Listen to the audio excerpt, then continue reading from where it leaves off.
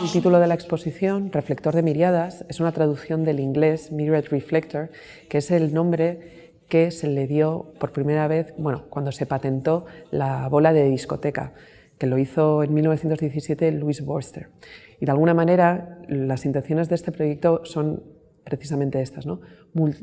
Entender la nocturnalidad como esa multiplicación de posibilidades, de potencia, de sensaciones y de experiencias, ¿no?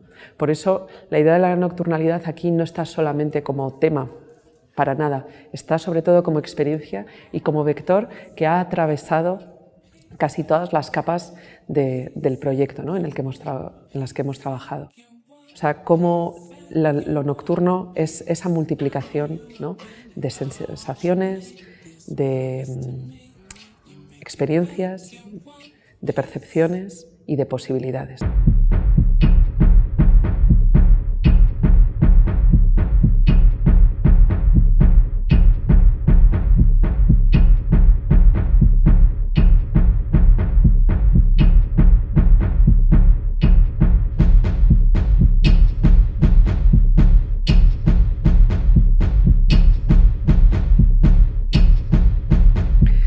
El público se va a encontrar con una constelación de diferentes elementos que están todo el rato en relación entre sí, ¿no? Que son elementos que van desde el olor a diferentes texturas, ¿no? que encontramos en el dispositivo, diferentes también lugares como de sombras y de luces, muchas diferentes atmósferas y también imágenes.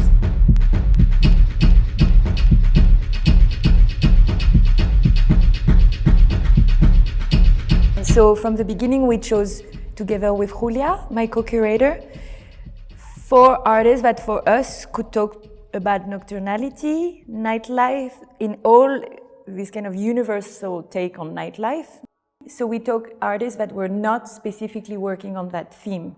I think it was very important from the start that we took artists that we thought would bring this texture, this nocturnal aspect, but had nothing straightforward to do with nightlife. We started thinking about Paul Esteve, the architect, so also the idea of not having an artist but an architect working with us closely on it, and it was actually a very fruitful collaboration, as you can see, because it was about thinking about a space totally and not only one part of a space.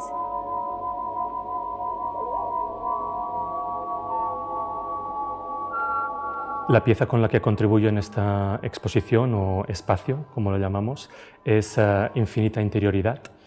En su primer aspecto, digamos, en lo espacial, parte desde el propio edificio, construye un espacio dentro de la sala que alude a formas de estar en la noche. Estos elementos físicos que se incorporan en el espacio de alguna forma crean un vocabulario de situaciones en donde el cuerpo, por ejemplo, se sitúa en un espacio estrecho o un espacio ancho, o tiene la posibilidad de ver lejos o de ver cerca. Entonces, cada vez resituándote dentro del espacio vas construyendo esta serie de momentos de nocturnidad, digamos, que construyen esta experiencia de lo que sería lo nocturno.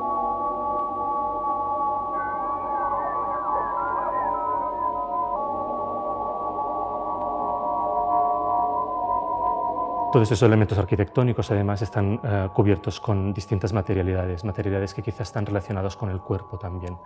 Por ejemplo, cremas de parafina, pintalabios, lacas de uñas, sombras de ojos. Hay también una instalación lumínica que utiliza las ondas de luz para crear una serie de ritmos también y de intensidades que se van desarrollando durante el tiempo de la exposición.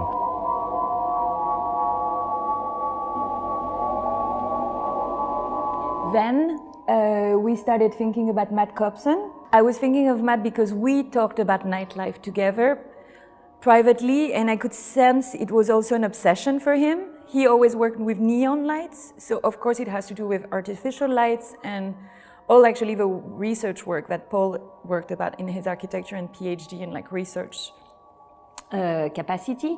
So it was about talking to someone who's really specialized with light, with Matt, and who had a take with his generation, because he's also a generation younger than us, what is nightlife about?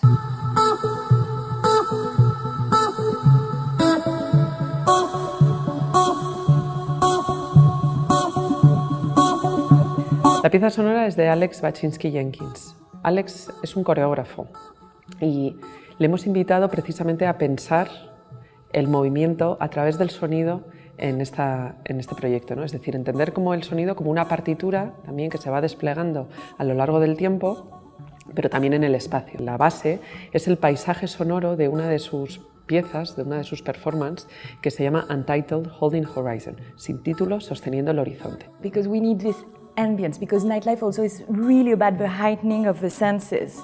So what do we hear? How do we hear it?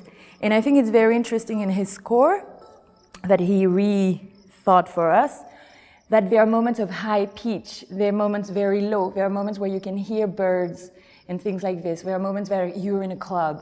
All of this is part of his score, and it really also, again, gives a completely different texture, because it's already so many textures at the same time on that score. Welcome to Paradiso! You are now listening to Non-Worldwide Radio with Chino Amobi.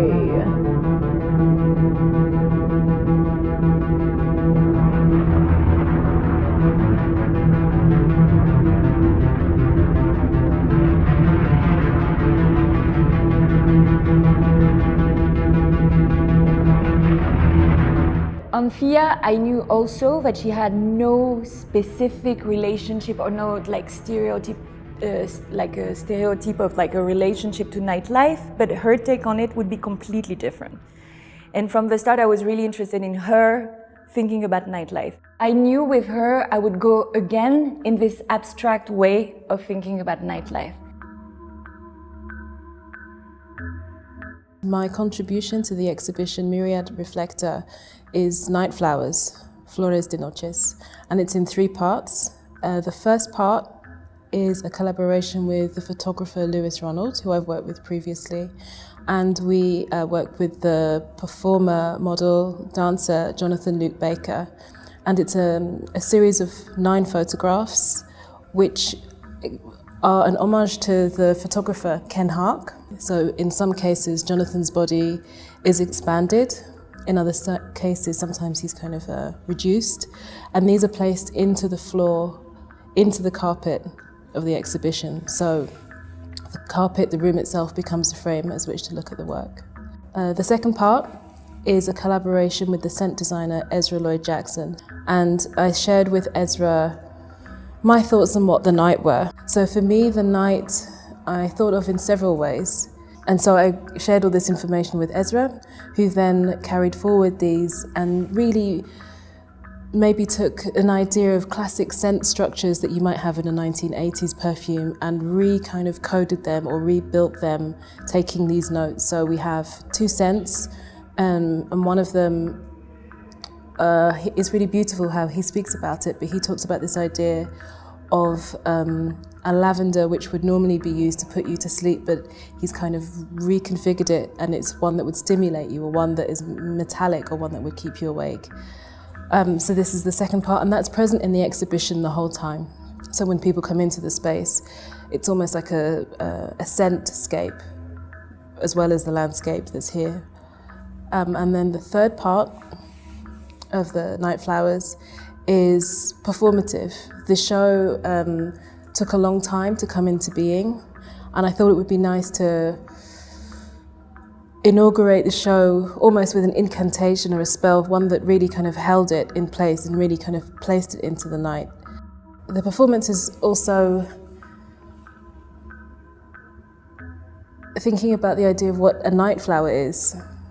So you have the idea of this flower which is being activated by the night, a flower which is not for human visual consumption, a flower which functions by its kind of intense smell rather than the visual, and that it uses that smell to attract. And often with night flowers, they're only living for one night. You know, they come into being, opening, and then they've done their job. A hyper-efficient flower more than anything else.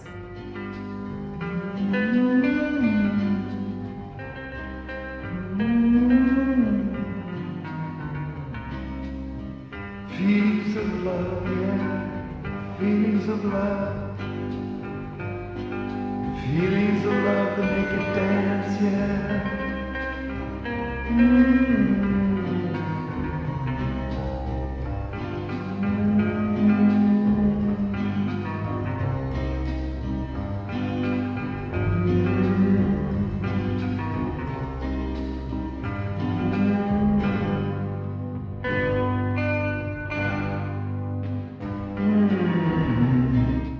Y de alguna manera queremos que esta exposición sea una exposición para todas nosotras y nosotros, es decir, para esas formas de reconectar con lo nocturno y con la nocturnalidad como un espacio también como de superar, ¿no? También como esos ritmos y esos espacios transparentes, legales, de lo diurno.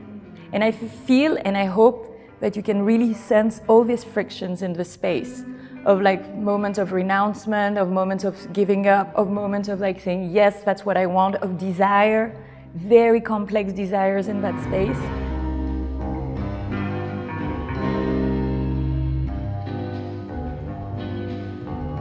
Feelings of love, yeah. Feelings of love. Feelings of love.